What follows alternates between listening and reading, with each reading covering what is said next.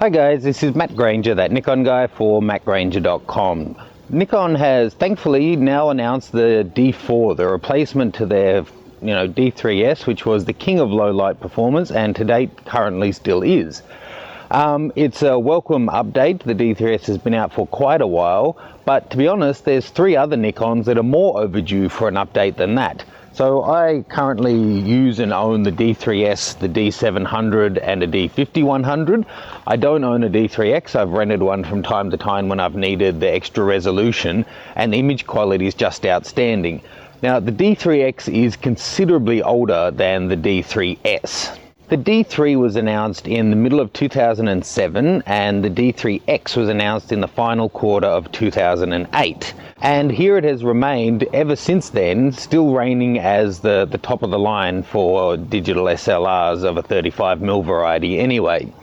And even older than that is the D700. The D700 was released a few months before the D3X, and it has had no update either. And it's really quite surprising. The D3 obviously was replaced by the D3S, which is, it was a welcome update. It increased the already amazing ISO performance. And now that has been updated with another mid-range megapixel wise but ridiculous ISO performance. So it really does raise the question of what are they going to do next? When will the D4x come out? Will they bring out a D800 to replace the D700? And then what about the D300S? The D300 and the D3 came out at the same time, and the D300S actually came out a quarter earlier than the D3S. So it's also at least 3 months more overdue for a replacement than the D3S.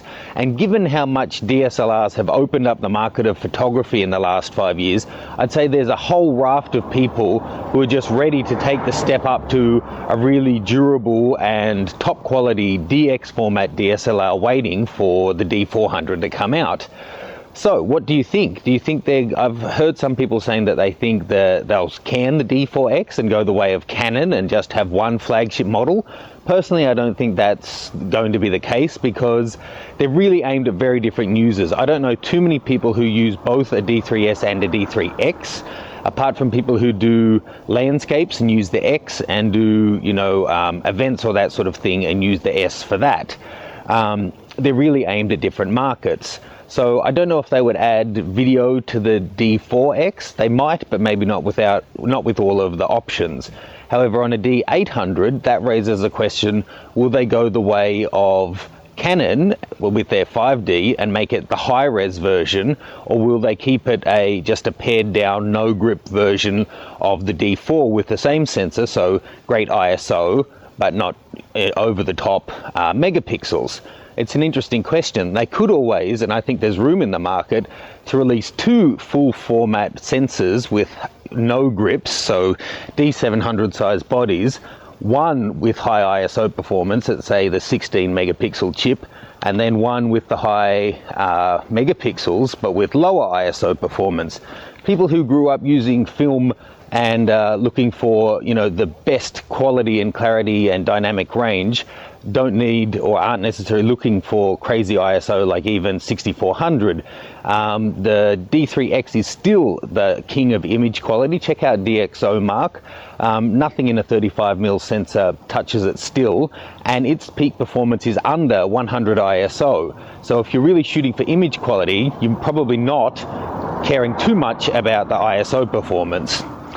So let me know what you think. Do you think they'll release all of them this year? Do you think the 800's going to go the way of a high or low resolution chip? And if they do release a D4X, how big of a step up do you think it's going to be? Do you think they're going to go all the way to 32 megapixels, doubling the D4 like they did with the D3 to D3X? I'd love to know your thoughts. So hit us up with your thoughts and what it would take for you to make the upgrade. Talk to you soon. This is Matt Granger, that Nikon guy for mattgranger.com.